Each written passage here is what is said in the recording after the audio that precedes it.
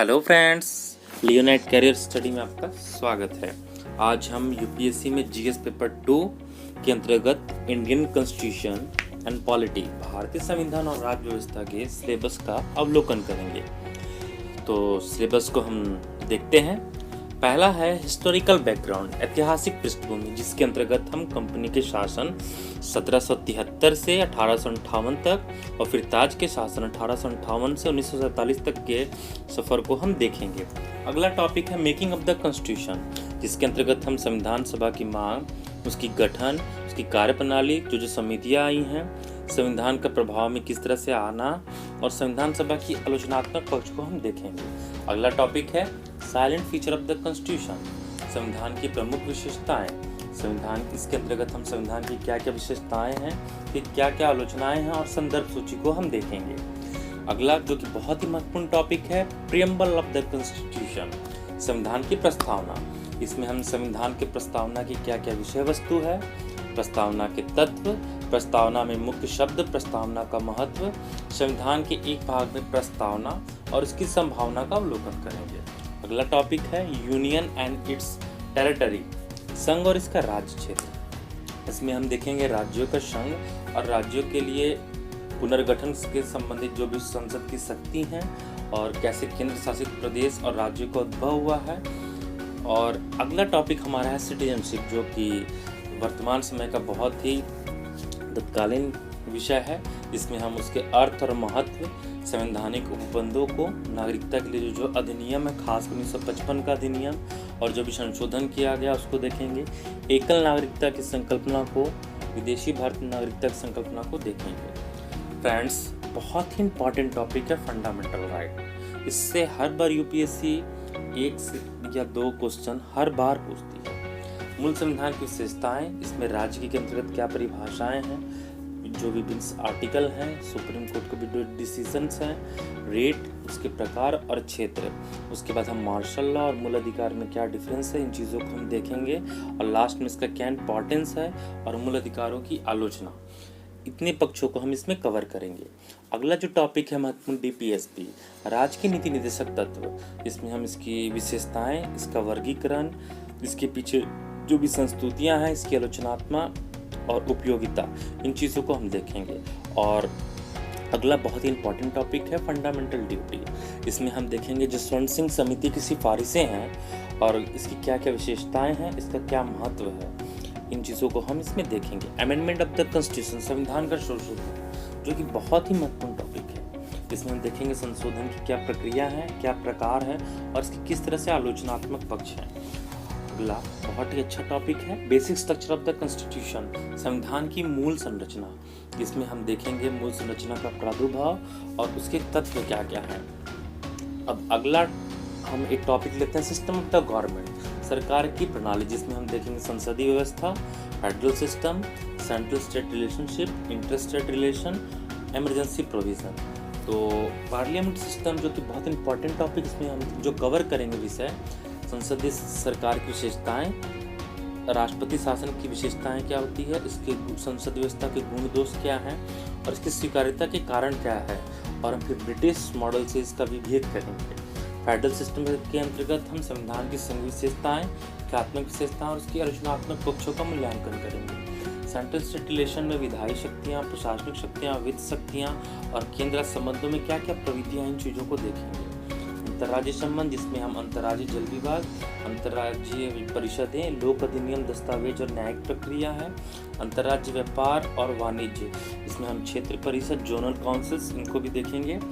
आपातकालीन प्रोविजन, ये भी फ्रेंड्स बहुत इंपॉर्टेंट टॉपिक है, इनको बहुत ध्यान से पढ़ने की आवश्यकता है। जिसके अंतर्गत राष्ट्र आपातकाल क्या होता है, राष्ट्रपति शासन क्या है, वित्तीय आपातकाल के जो प्रावधान है, और उसके बाद फिर हम आलोचनात्मक पक्षों को देखेंगे। अब नेक्स्ट टॉपिक जो है प्रेसिडेंट, ये बहुत इंपॉर्टेंट टॉपिक है, चाहे वो स्टेट पीसीएस हो चाहे यूपीएससी हो, इससे एक न एक क्वेश्चन जरूर रहेगा फ्रेंड्स।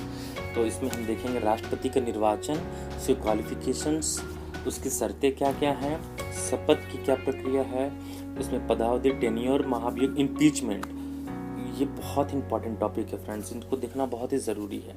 और राष्ट्रपति की शक्तियाँ और कर्तव्य क्या है, राष्ट्रपति की वीटो शक्ति क्या क्या है, अध्यादेश जारी करने की शक्ति, क्षमादान की शक्ति और इसकी संवैधानिक स्थिति कैसी है, इन चीज़ों को देखेंगे। अगला टॉपिक है वाइस प्रेसिडेंट, उपराष्ट्रपति जी। जो टॉपिक हमने राष्ट्रपति में कवर किया है, निर्वाचन की पद्धति, अर्हता, शपथ, शर्त, क्या क्या उनके शक्तियाँ हैं, उसके बाद चुनाव विवाद हो गया, और लास्ट में हम फिर भारत और अमेरिका को राष्ट्रपति की तुलना करेंगे। नेक्स्ट टॉपिक है प्राइम मिनिस्टर, प्रधानमंत्री। उसमें हम प्रधानमंत्री की नियुक्ति, शपथ, पदावधि, वेतन, प्रधानमंत्री के कार्य और शक्तियाँ और राष्ट्रपति के साथ कैसा संबंध है, इन चीज़ों को चर्चा करेंगे। सेंट्रल काउंसिल ऑफ मिनिस्टर, केंद्रीय मंत्रिपरिषद, इसमें हम देखेंगे संवैधानिक प्रावधान क्या है और मंत्रियों के द्वारा सलाह की जो प्रविधि है, मंत्रियों की नियुक्ति कौन करता है, शपथ, उनका वेतन के लिए कौन सा एक्ट है, मंत्रिपरिषद की संरचना और मंत्रिमंडल की भूमिका क्या होती है, इन चीज़ों का हम अवलोकन करेंगे। मंत्रिमंडल समितियां। अब नेक्स्ट जो कि बहुत मोस्ट इम्पॉर्टेंट टॉपिक है फ्रेंड्स, संसद। इसमें हम देखेंगे संसद का स्ट्रक्चर, दोनों संसद की संरचना किस तरह से है, लोकसभा की चुनावी प्रणाली, दोनों सदनों की अवधि किस तरह से होती है, संसद की सदस्यता, पीठासीन अधिकारी, संसद में जो नेता होता है प्रतिपक्ष का, उसके क्या दर्जा है, संसद के जो सत्र हैं, सेशंस ऑफ पार्लियामेंट, संसद के साथ कार्यवाही के साधन, उसकी विधायी शक्तियाँ, संयुक्त बैठक, संसद में जो बजट प्रस्तुत करने का जो तरीका है, तो बजट के क्या क्या प्रोसेस हैं, इन चीज़ों को भी देखेंगे। अगला टॉपिक है संसद की समितियाँ, जिसमें हम देखेंगे उसका वर्ग और अर्थ क्या है और वर्गीकरण, और वित्तीय समितियाँ कौन सी होती है, जांच समिति जो विभिन्न तरह के होते हैं, उन चीज़ों को भी देखेंगे।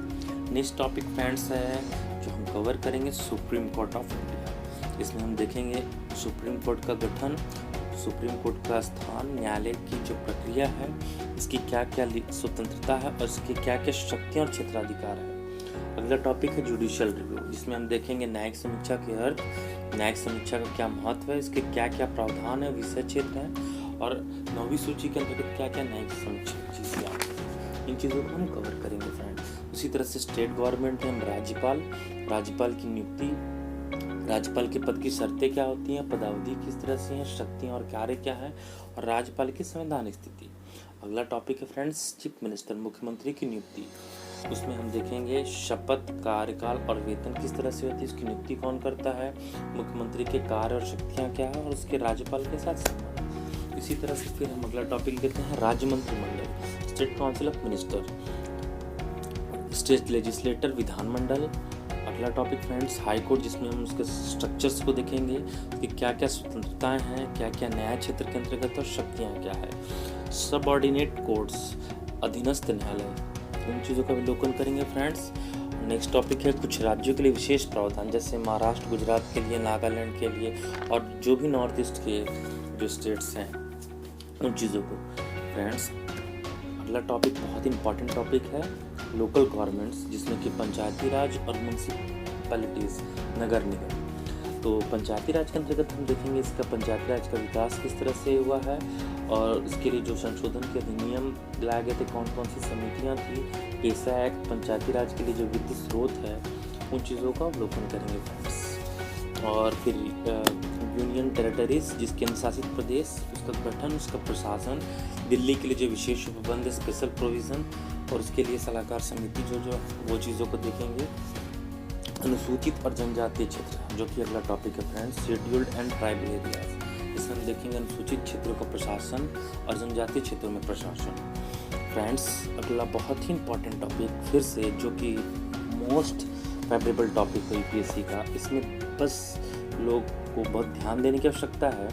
कॉन्स्टिट्यूशनल बॉडीज, जिसमें कि election commission, union public service commission, state public service commission, finance commission, national commission for SC ST, special officer for linguistic minorities, CAG, attorney general of India और एडवोकेट जनरल ऑफ स्टेट, इन चीज़ों को हम अवलोकन करेंगे। Next topic है friends non constitutional bodies, जिसमें NITI Aayog, national human right commission, state human right commission, central investigation commission, state information commission, central investigation commission, central bureau of investigation, Lokpal, Lokayukta, जो कि बहुत इंपॉर्टेंट टॉपिक है फ्रेंड्स। इसको हम इसकी देखेंगे इसकी नियुक्तियाँ किस तरह से कौन करता है, इनके सदस्यों की नियुक्तियाँ के कार्यकाल क्या हैं, सेवा की शर्तें क्या हैं, शक्तियाँ और कार्य क्या है। इन चीज़ों को हम क्रमबद्ध रूप में जो है आगे देखेंगे। और नेक्स्ट टॉपिक है फ्रेंड्स अदर कॉन्स्टिट्यूशनल डायमेंशन, जिसमें कि सारी सहकारी समितियाँ, cooperative societies, official language, public service, tribunals, right and liabilities of the government. और लास्ट का टॉपिक फ्रेंड्स जिसको हम पॉलिटिकल डायनेमिक्स के रूप में लेते हैं, राजनीतिक गतिशीलता, जिसमें हम देखेंगे political parties, election, electoral reforms क्या क्या हुए हैं, इलेक्शन के लिए लॉ क्या है, एंटी डिफेक्शन लॉ जो कि बहुत हाल ही चर्चा का विषय रहा है। और इस तरह से आज के वीडियो का हम यहीं पर समाप्त करते हैं फ्रेंड्स। अगर आपको ये वीडियो अच्छा लगता है तो आप इसको लाइक, सब्सक्राइब और शेयर जरूर करें फ्रेंड्स। जय हिंद, वंदे मातरम।